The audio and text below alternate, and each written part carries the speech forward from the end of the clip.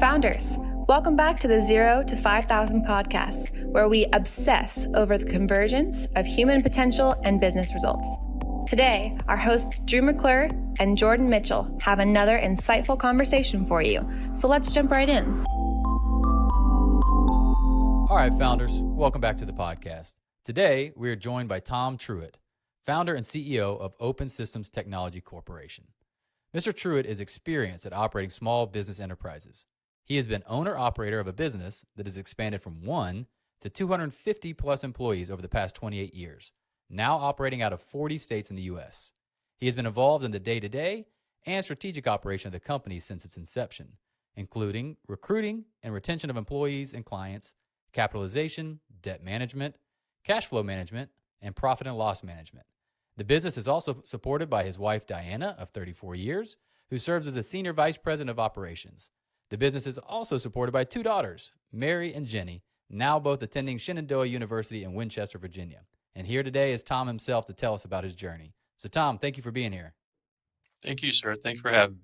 Where did Open Systems Technology Corporation come from? How did this thing start? It was I graduated with my bachelor's degree from Virginia Tech in 1990, and started out working for the big companies, just getting some experience, exposure to, how things have been done the last decades of work, and got my first experiences, and basically, I saw that there was a trend of working for multiple companies, like back in, I guess, in the early days, you could work for one company, for a lifetime. And then that kind of changed. I actually was onboarded at IBM in Maryland, and they had a full employment policy. And of course, that didn't last long. Back in the 90s, I think they were one of the few last companies that basically wanted employees for life. And so I saw this movement of, hey, people are changing jobs more rapidly, every 1 to 2 years, your employers change. And it's like, well, didn't seem like a long-term, I like to be committed. Didn't seem like a long-term thing for me. Like, you basically lose your seniority every other year. You got to redo your whole career, meet new people, new organizational problems. I mean, you're constantly fighting stuff that, hey, kind of gets you away from your real job. Yeah. I didn't realize that trend started in the 90s. For some reason, I thought that was a little bit later. I can tell you that I worked for IBM. Let's see, it was 1991 to 92, and they had a full employment policy, which means you never got laid off. If you were a good worker, you had skill, they would move you somewhere. Okay. It was all about the employee. It's all about their skills and their ability to help the organization. And then that changed because of, they stopped getting contracts that were favorable to them. The competition set in, so they had more competition. And basically, they couldn't keep up the full employment deal. And they basically had their first layoff ever in the company. I didn't get laid off. I transitioned out, but on my own accord. But I saw the writing on the wall. It's like, hey, I'm not going to say it's all about corporate profits. I mean, it's about, society's changing. Like, people don't like to hear that. It's like, well, society's changing, the government's changing, everybody's changing. So you got to figure out, hey, out of all this change, how do you want to deal with it? So, I had some ideas about starting my own company. There's an open source software movement going on, where, customers, instead of buying, or developers, instead of buying software, you could actually get all this open source software to embed in your products. And, a lot of it was very inexpensive, or low cost, or no cost, depending on how you look at it. But yeah, there's a lot of opportunity to, so back in the day, it used to be, if you wanted something done by a company. It's proprietary. No one could actually compete on that. So this whole movement gave software industry the license to compete. Meaning, hey, if I want to know how your code works, I can go online, download it, for the most part, download it, and actually figure it out myself. I don't have to write you or, talk about your patents and all this and, get special compensation, give special compensation to you just to understand what you're doing. And that's kind of how it was in the old day. You'd send in postcards or, you'd send in stuff in mail and, hard to get information about stuff and how things were being put together. And so this whole open source movement opened my eyes up to say, hey, this is the better way. I believe in free competition, and I believe that, hey, it helps us all. In other words, it's healthy for the consumer and it's healthy for the business because, competition keeps us sharp, keeps us looking forward, leaning forward, looking forward to our client's best interest, while still trying to maintain some profit and some, solid footing financially. So yeah, that's kind of how I got started. What was what was the first product or service that you actually created? It's more like in the software world, we've been supporting me personally, I've been supporting large enterprise environments.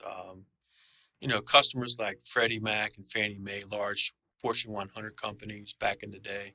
Now they're government owned or controlled now, but these were like money houses. They were just manufacturing money. $1 billion profit a quarter. That's incredible, right? But I would create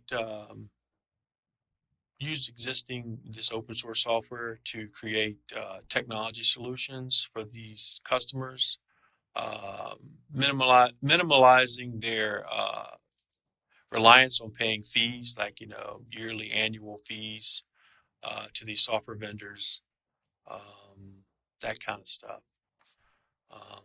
So yeah, it was more web-based. I was actually part of the Java generation that I actually built the first Java application at Freddie Mac, a Fortune 100 company. Wow. I also was responsible for leading the way to implement and deploy the first identity management solution, which was with a company called Introverse out in Australia. They actually was one of the pioneers of this whole identity management infrastructure, and IBM actually bought some of their stuff out and made their own brand out of it.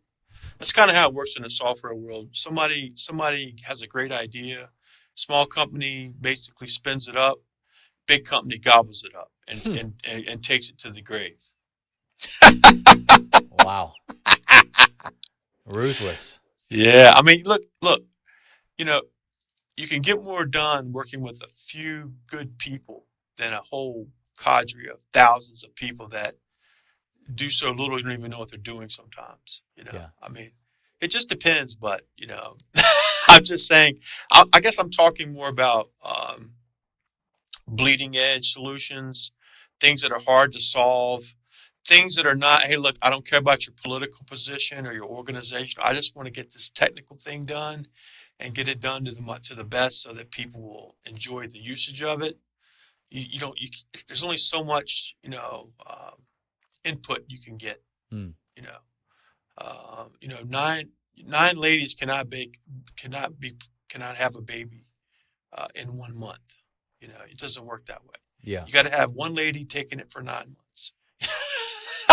A lot of these managers, they think, oh, let's just throw bodies at it. Yeah, sometimes it's the right answer, but a lot of times it's like, you know what?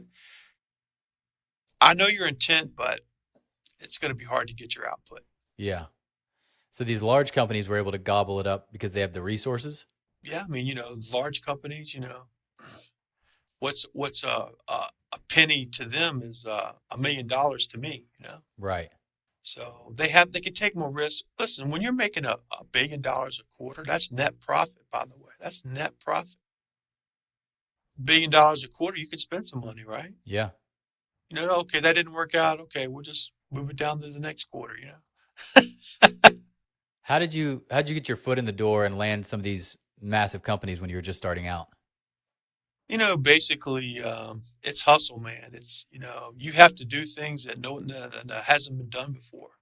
So when everybody was saying it can't be done, I was out trying to figure out how to do it. Yeah. Do you remember the first contract with one of these big ones? How did you actually do it practically? Basically, I'm selling my service, right? I'm Mhm. basically marketing myself to the marketplace, and I'm selling my technical savviness and what I've done in the past. I had a good track record. Um, I actually, trained myself. I kept up. Back then, it was you had to go to the bookstore, so you always had to go to Barnes and Noble or whatever else was out there at the time. But that was another thing. This was all offline. It was just the beginning of the internet in the 90s for the most people. But anyway, basically just continuing to learn and adapt and have my own software little workspace here and tinker and figure out how things work and basically go to client sites and make it work for them. And what I didn't understand or didn't know, you'd have to come back home and kind of do your homework or stay up on the weekends to figure stuff out. I think that's one of the things why people fail is because they think they got to get paid for everything. I'm like, hey, dude, you got it. Did you get paid to go to school? Yeah. I mean, generally you paying them, right? Yeah. So, I mean, you have to invest in yourself. You have to invest in your knowledge, your continuing knowledge. And I'll be honest with you, I want to be an Olympian. I never really had to, I don't know what it is. I didn't make myself this way, but I never had um, the mindset of just making a living. I never had the mindset. It was always about being an Olympian at what you do, being the best. I grew up in 4-H. The motto was to make the best better. I grew up, Virginia Tech's motto was ut prosum, that I may serve. So, we're here to serve. We're here to do our very best in our service. So, all these things resonate with me. So I guess, some people may not, well, I'm just trying to make a living just to get by. I'm like, I didn't do all this work just to get by. I mean, when I say get by, I mean, when I say not just get by, what I mean by that is, having a bigger impact. I've always had a big paycheck, so it really wasn't about the paycheck. I mean, Yeah. my wife always asks me, she's like, why do you do this to yourself? It's like, so much easier just to, cash in, do your thing, and go home. But it's kind of like being a madman. It really is a mad scientist. I got a proposal due when I get off this call. Yeah, so it's really I'm really pushing myself, trying to find the next limit, and it's true, man. I'm a pioneer in some ways. I don't have a lot of help. I have to do things. I have to take risks. I don't have a lot of people to talk to. I do have my own set of influencers, but you know, um, they don't see things. We all see things differently, right? No one Yeah. can tell you what to do. They can advise you. They can give you their ideas and their experiences, but at the end of the day, you got to be responsible for the result. You can't say, "Well, this guy told me to do that." Well, whatever. You need to be responsible for the result. And so I've always had this drive to be a bigger impact player, if you will. Um, not just financially, but just influencing people, influencing decisions, influencing outcomes, um, that kind of stuff. Yeah. Have you got to see that? I know every personality has its strength and its weakness. How has that been a strength in building a team around you? When you're this founder, you have to do everything. So, where all the bodies are buried and all the stuff, and you have to basically mentor people who have weaknesses. Um, so it's tough when you don't have people around you that they're not as, let's say, they're not as into what you're doing. I mean, they're into it to a point, and then it's kind of more like paycheck. Mm-hmm. You know, it's difficult to get people to stop working for a paycheck and start working for the vision. And some people say, well, it's easier when you have money. I'm like, hey, it's not easier when you have money. When you don't have money, it's all the same. It's what you want to make of it. What are you Yeah. going to do with your life, right? Um, So, yeah, giving people vision and giving them direction and hiring the right managers. I mean, we've been struggling, in some areas. I mean, that's life, isn't it? If Yeah. somebody tells you everything's great, I'm like, yeah, you really don't know what you're doing, do you?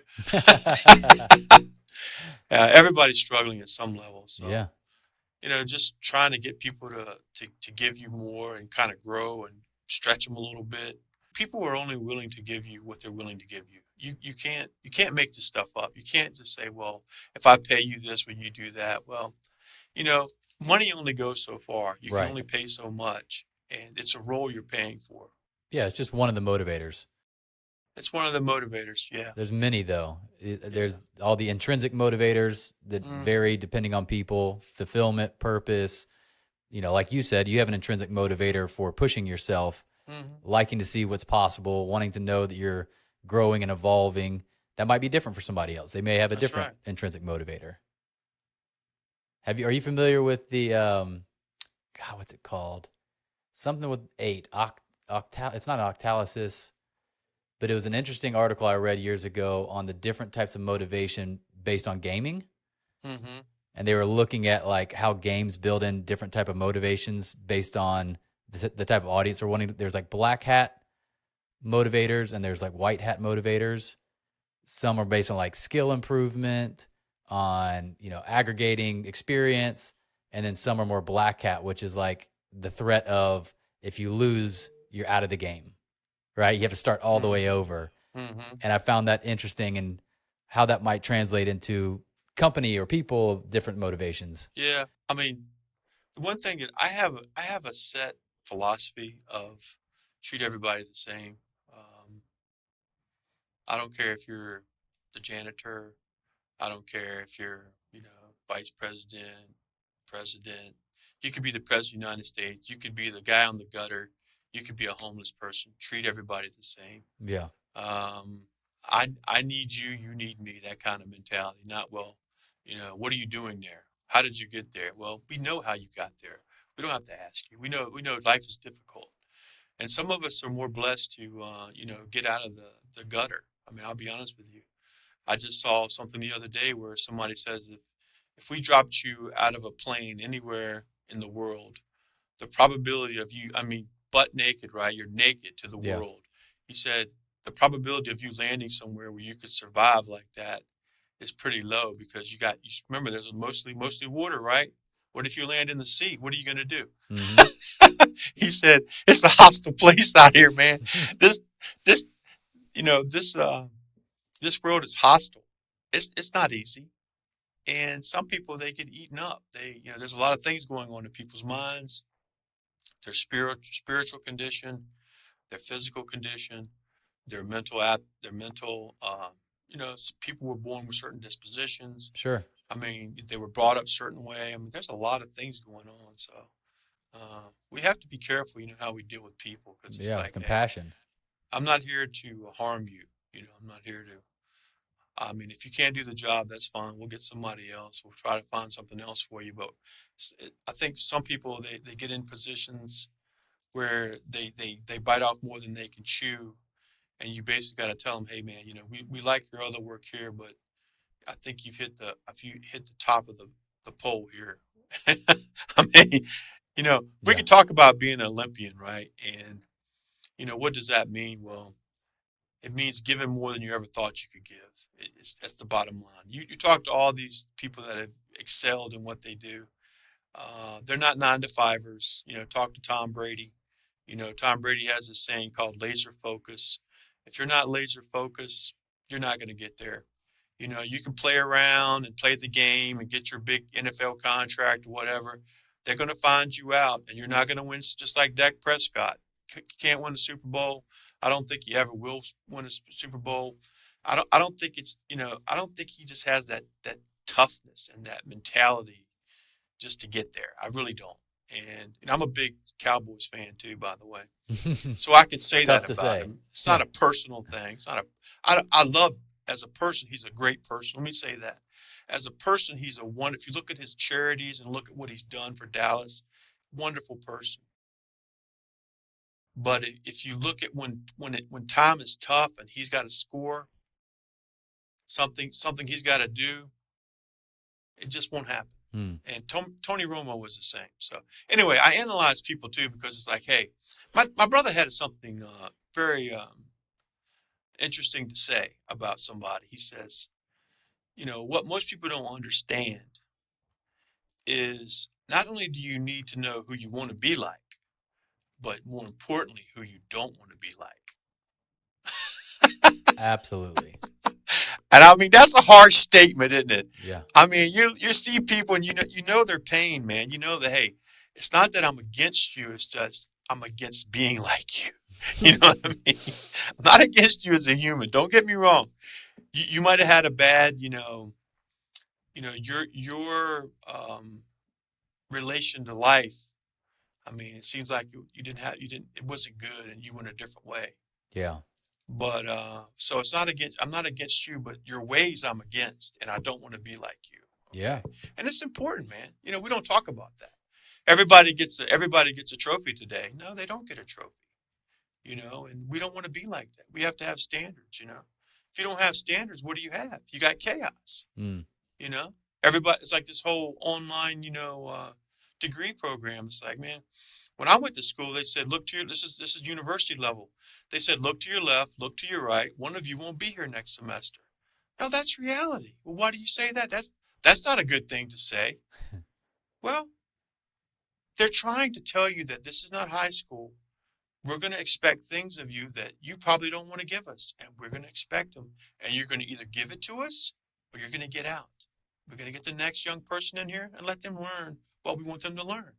Because you know how some of these, we all come from different backgrounds, high schools, different teachers, some of these high schools, they were easy. Some of them were real. Mine was pretty tough, so I was very prepared. But the bottom line is this, people have to be accountable, and we have to make them accountable, and that's the tough part of this business, is making people accountable. What ways have you been able to incorporate some of that into your team and your business? Well, I mean, we talk about, what the expectations are and, some of the challenges and some of the risk of not meeting those expectations and some of the, outcomes for the business and for the person, for the team. We actually, we try our best to do a team approach on most things, but at the end of the day, people have to want to work together, and we try to make that happen. Some people are more team oriented than others. Some of them are very, in America specifically, we have this me, myself, and I mentality for a lot of people, and it's all about me and my family. They say, well, hey, you got 3 families. They're like, what do you mean I have 3 families? I only have 1 family. I said, no, you have your physical family, you have your corporate family, and you may have a spiritual family if you're into the spirit world. Okay. Yeah. You got 3 families. Oh, by the way, newsflash, if one of those suffer, you probably aren't going to be good to anybody. You got to make sure you get them all on track, because, people have a lot of, we're born with a lot of baggage because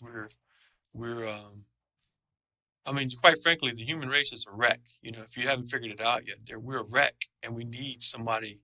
We need something, an anchor. We're like at sea when we're born. Like, what is this about? What's about me? What's about you? What's my perspective? Why am I here? All these questions come out, and you need an anchor to really say, hey, this is my anchor, so I can hold on to when all this chaos occurs. Right? Yeah. What's that anchor for you? Oh, the anchor for me is Jesus Christ. I've read books from Bill Gates and even Donald Trump and some of these 7 Habits of Highly Effective People. Let me tell you what, no one, if you really want to do anything successful in life, do it the Jesus way. And I'll explain what that means in a minute. Okay. Jesus didn't come to take, he came to give. We're born to take, right? That's how a human is. We want to take, we want to get, we want to achieve. He didn't have to do any of that because he claims he was God, right? So he has a different focus in him, but he was also 100% man. Okay. He was a man when he walked the earth. So, one thing, that's really driven me, especially since 2001. I have my own faith-based story to tell, but since 2001, what's driven me is, um, if you really want to be successful at anything, and it applies to anything in your life, is be the biggest giver. I like that. Now, people like, wait, time out. What's in it for me? That's not for you to decide. What do you mean? I mean, if I'm going to do this, I want this outcome. Like, well, we can talk about equality. Equality means you have the opportunity, but it doesn't mean you have the same outcome. And today, people want equality of outcome. It's like, it doesn't work that way. It doesn't work that way. You will have the opportunity. You will have to work it out and see what happens and see what the reward is on the other side. And they can't deal with the unknown. And what Jesus teaches you is how to live in the unknown. Yeah. That's my wife coming in from the back there. Yeah. She's welcome on the show. Yeah. She's my right-hand person. I love that. No, but yeah, basically, I tell my staff, like, you don't control anything but your input. Yeah.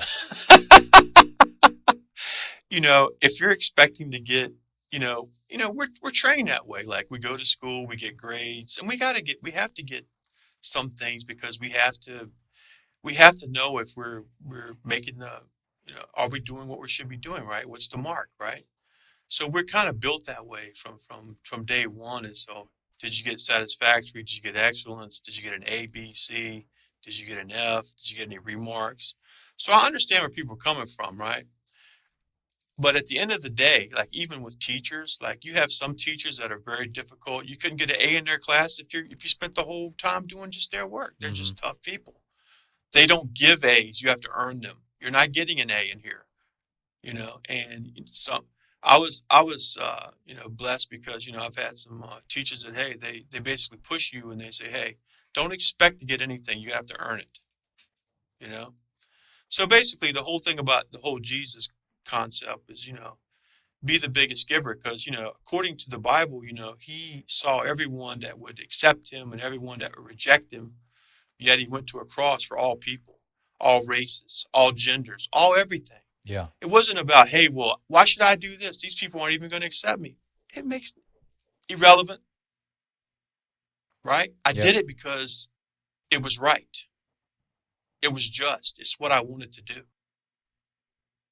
I think a lot of people, they're not very passionate about anything, so they end up spend their whole life knowing nothing about something they've worked at their whole life. I mean, they're just out of it, like totally disengaged, except my dad used to call it quitting time and payday people. All they care about is it 5 o'clock yet? And when's my next paycheck? I mean, we all got to get paid. I understand that. But make your life count for something besides a paycheck.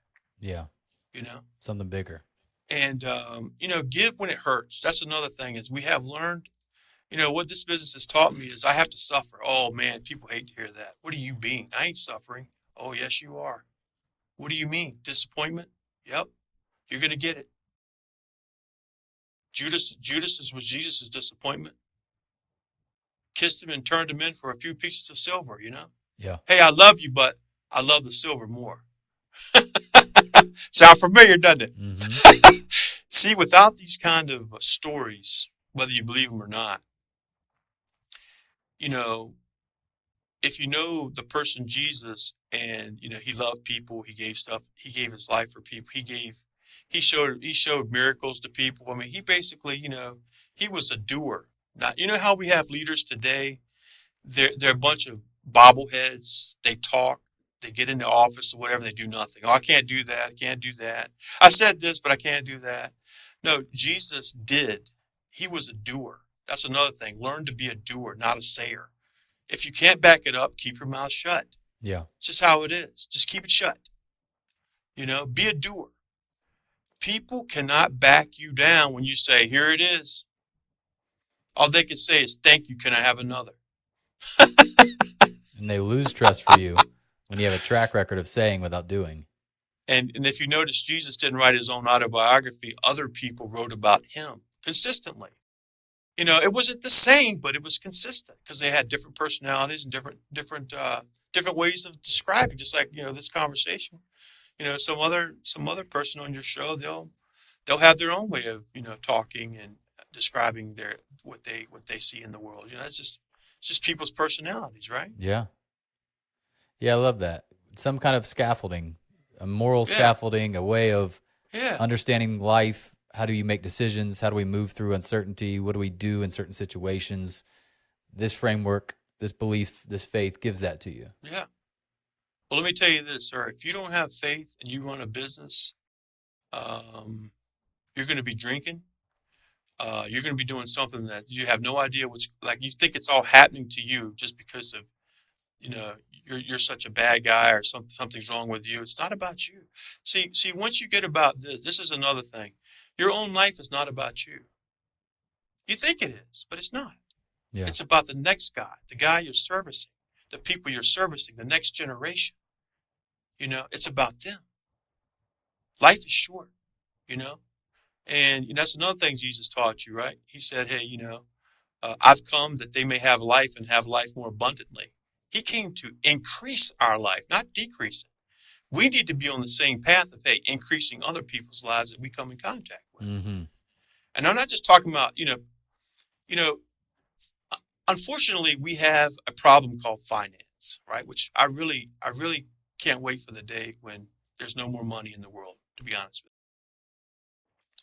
you. Now, that probably isn't going to come anytime soon unless Jesus comes back.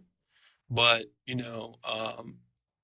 I think money's overemphasized, and people are attracted to things that are not in others' best interest. For instance, we have people in Africa that don't have wells and water. I told a gentleman the other day I met with, said, hey, if you have something to give, right, to help somebody else, we should be figuring that out. Okay, this is the best thing I've heard about money, okay? Money isn't the destination, it's the fuel source. It's the fuel source to take the car, put the gas in the car, and go to the next destination. That's all it is. That's all it is. Don't think, well, I'm arrived. I can retire. I can do this. I can do anything. Yeah, you better be careful. That's a very dangerous thing to say. You can do anything. If you don't have the right intentions of moving things along for other people, it's all about you, me, myself, and I syndrome. It's not a good life. It's not a good life. So, we could have retired like we were 40 years old, but like I said, it's not the driving factor. It's being fat, dumb, and happy. The driving factor is being a force in the world where other people will just sit back and do nothing. And say, hey, well, that's never going to change. No, it's never going to change if you don't do something about it. Mm-hmm. Einstein had a saying, don't give credit too much to evil. I'm paraphrasing him. Don't give so much credit to evil. The real badness in the world is people that can do something and sit back and do nothing. That's the real evil. Yeah. Okay? You know what you need to do. Go do it. Okay? And we need more people like that. And they say, well, that's not my problem. Let me tell you what. I go to Arlington Cemetery, see people that have in the ground, they've paid the final sacrifice for us to have these little. Be honest with you, my job is I'm in an air conditioning place. I'm not with a shovel. I have a pretty easy job. I mean, mentally it's not easy, but as far as my physical condition, I mean, I'm not killing myself, and nobody's shooting at me, so I take it very seriously that I owe those people that have died for this country the respect and admiration. Absolutely. And the way I do that is not through my talk, but through my doing. See, the book of James says it this way: faith without works is dead. Show me your works. I'll show you your faith. You could say you have faith, but let's see what you got. It's not just a word, it's a way of living. You have to give, It's beautiful. Thank you for bringing up the service members. Oh yeah, we're big on supporting, hiring service people. We have a bunch of ways of marketing to them and their families and taking care of what we can. Um, you never give enough, man. That's another thing. As your family grows, I think you have. What do you have? 2 kids? I have 3. Okay, so I have 2 kids, 2 of my daughters. You know, as you as you touch more people, responsibility grows. You have more financial responsibility, more other responsibility. Mentoring and guiding these kids, and trying to keep them away from the wolves and all that, and you've got to give them some kind of background and some foundation to basically figure out how to deal with all the inputs they're getting from all these other people out there. And I remember when I was young. See, knowledge. You could have knowledge, but you don't have wisdom. So let me give you an example, right? Well, somebody said this, but I can't do it. Um, versus somebody said this and I have to will myself to do this. That's wisdom. Is you have to say, hey, nobody said it was going to be easy, but it's right. And when it's right, you're going to have to, how I tell people we're all business athletes. We're running a race. Remember I told you I want to be that Olympic business athlete. I want to win that prize, right? Well, what prize is that? Servant of all. Love that. The biggest title you can have in this world is servant of all. And Jesus, he showed us how to do that. He didn't even have a place to lay his head, and we expect to have the best of the best. This is the world we live in now. He didn't have a place to lay his head, but he owned everything. See that? Did you see that? He cared more about others than his own welfare on this earth. Yeah. The most powerful force on the planet, man. Actual love. No, it's not just natural love. It's the force of an acting love. It is an action. I can say I love you and give you a snake when you ask for a fish. What does that make me?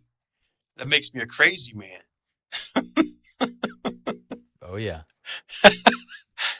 But once you figure out you can't keep anything, you should get a little bit better at this giving part.